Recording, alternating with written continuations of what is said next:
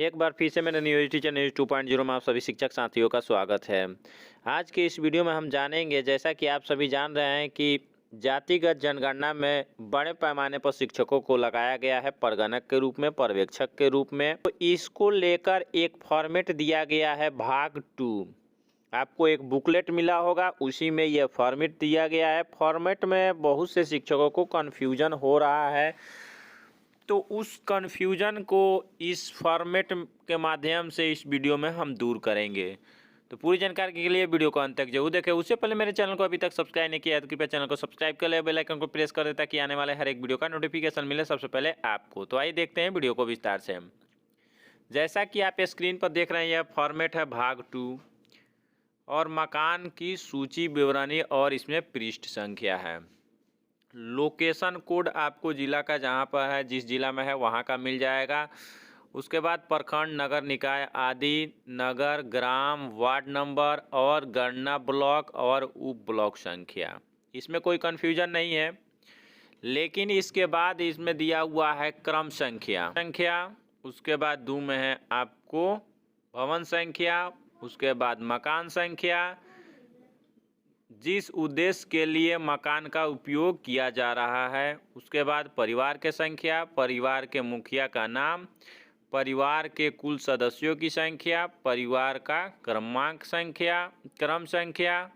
उसके बाद दौरे की तिथि, परिवार के मुखिया का हस्ताक्षर।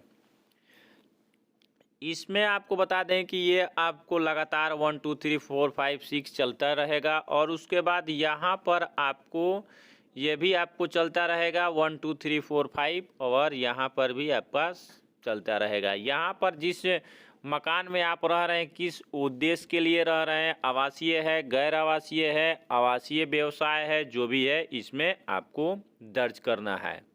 उसके बाद परिवार के संख्या, उसमें कितने परिवार उस भवन में रहते हैं उसका संख्या दर्ज करना है। उसके बाद परिवार का मुखिया का नाम दर्ज कर देना है। उसके बाद उस परिवार में कुल सदस्य की संख्या कितना है वो दर्ज करना है। उसके बाद परिवार का क्रम संख्या कितना है वह दर्ज करना है। उसके बाद दौरे, जिस दिन आप उसका गणना किए हैं वह तिथि रहेगा। उसके बाद हस्ताक्षर रहेगा। सबसे पहले इसको समझने से पहले हम नजरी नक्शा की तरफ चलते हैं। यहाँ पर आप नजरी नक्शा में आप देख रहे हैं कि 001 यहाँ पर दिया है। उसके बाद 002, उसके बाद 003। यहाँ पर आप देख रहे हैं 002 कोष्ठ में दिया हुआ है 2। और यह आपको यह पहला जो मकान है वह कच्चा मकान है और यह पक्का मकान है जो कि क्रमांक 2 है, जिसमें 2 परिवार रहते हैं। और यह 003 में आपको 3 परिवार रहते हैं। और उसके बाद आपको 004 में 1 परिवार रहता है जिसका क्रमांक 007 है। और उसके बाद 008 है जिसमें इसका नंबरिंग है 005। उसके बाद एक है गैर आवासीय मकान, इसमें आप देख सकते हैं। अब इसी के तर्ज पर हम इस फॉर्मेट को भरेंगे जैसा कि यहाँ पर है।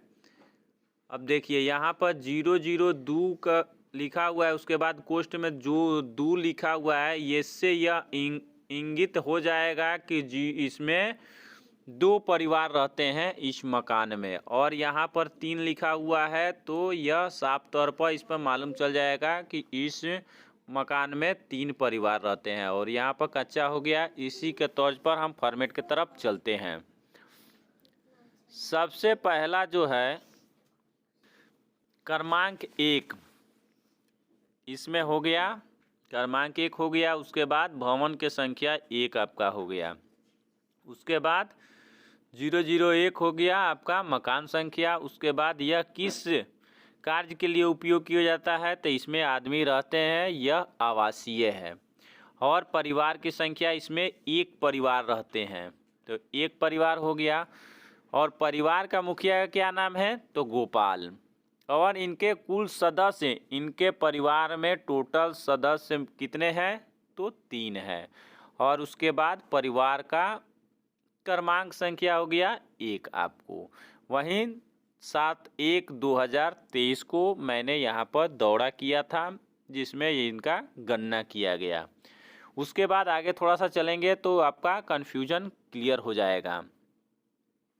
सबसे ज़्यादा आपको प्रॉब्लम हो रहा है 5 नंबर और 8 नंबर में, क्योंकि यह बदलता रहता है क्रमांक, यह बदलता रहेगा। किसी का 1 हो जाएगा, किसी का 2 हो जाएगा, किसी का 3 भी हो सकता है। और इसमें 5 नंबर में किसी के परिवार की संख्या 5 हो जाएगा, किसी का 10 हो जाएगा, किसी का 2 हो जाएगा, किसी का 3 हो जाएगा।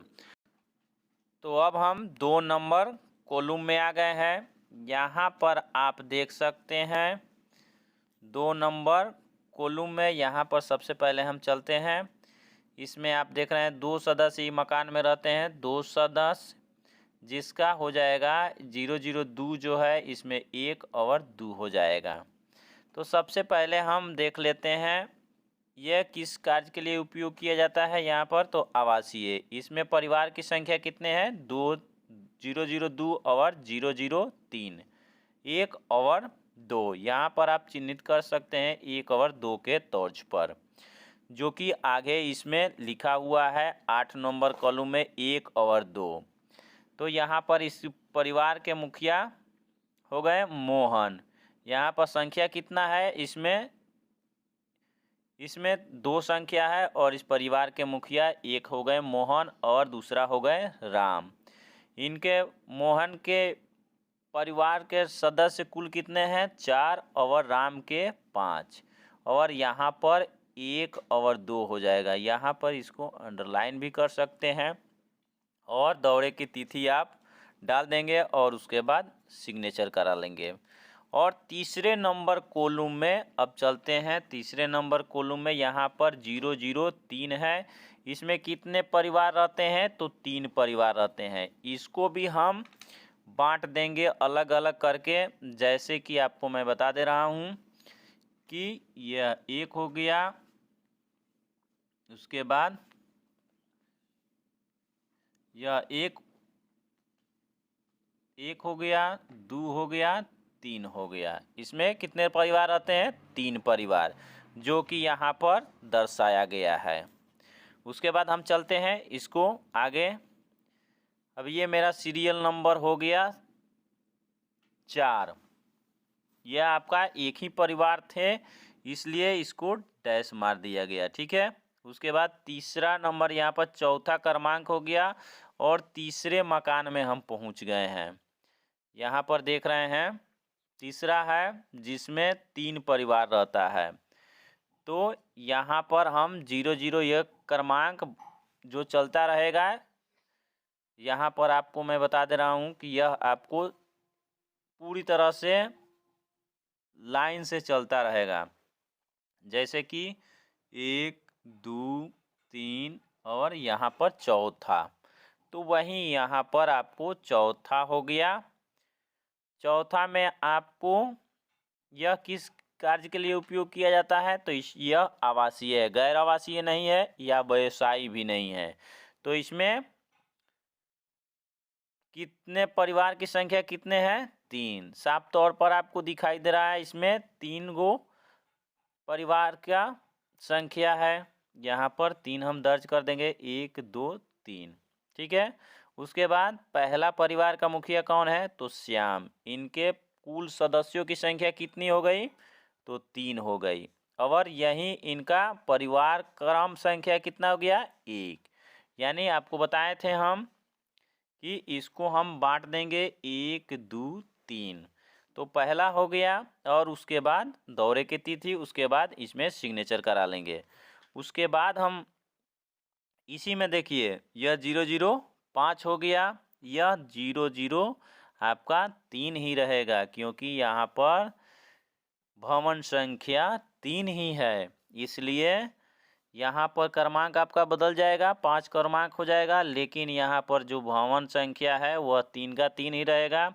और यहाँ पर भी आपका बदल जाएगा, क्योंकि 1, 2, 3, 4 और 5वां में हम प्रवेश कर चुके हैं मकान संख्या में। लेकिन इसमें आपको बता दें कि जो भवन संख्या है वह 3 है। भवन संख्या 3 में ही आपको मकान संख्या अलग अलग है। इसको 1 2 3 करके डिवाइड अपना बांट लेंगे। ठीक है। उसके बाद यहाँ पर हम चलते हैं किस कार्य के लिए उपयोग किया जाता है, तो आवासीय के लिए। इस परिवार के मुखिया कौन है, तो संजय है। इनके परिवार में कुल सदस्यों की संख्या आपको 6 हो गया और यह मकान संख्या 2 हो गया। इसमें 3 को मकान है तो आप इसमें आपको परिवार का क्रम संख्या कितना हो गया, 2 हो गया। इसमें 3 है, 1 2 3 भाग में है तो 3 आपको परिवार हो गया संख्या, परिवार की संख्या टोटल। अब इसमें हो जाएगा 7/1/2023 को ही मैंने इस परिवार का गणना किया था। यहाँ पर सिग्नेचर करा लेंगे। और उसके बाद 006 भवन संख्या 3 में अब 006 हो गया। यहाँ पर आप काउंट करके देख सकते हैं कि 1 2 3 4 5 और 6, ये आपका क्लियर हो गया। इसमें हो गया मकान संख्या 6 और इसमें परिवार का संख्या हो गया, तीसरा ही परिवार आपको चल रहा है जिसमें आपका इसका मुखिया है गणेश। और इसमें कुल सदस्यों की संख्या कितनी हो गई, 7। और इसमें परिवार का क्रमांक हो गया 3। और यह आपको दौरे की तिथि हो गई और इसका सिग्नेचर हो गया। तो आप पूरी तरह से सर्टिफाइड हो गए कि किस कॉलम में क्या भराएगा। इसमें किसी तरह का कन्फ्यूजन है तो आप कमेंट करके कमेंट बॉक्स में पूछ सकते हैं। इसके आगे मैं नेक्स्ट वीडियो इसी से संबंधित बनाऊंगा। तो वीडियो में इतना ही। वीडियो में लास्ट तक बने रहने के लिए धन्यवाद। वीडियो को ज़्यादा से ज़्यादा शेयर करें, वीडियो को एक लाइक अवश्य करें और चैनल को सब्सक्राइब जरूर करें इस तरह का लेटेस्ट अपडेट पाने के लिए।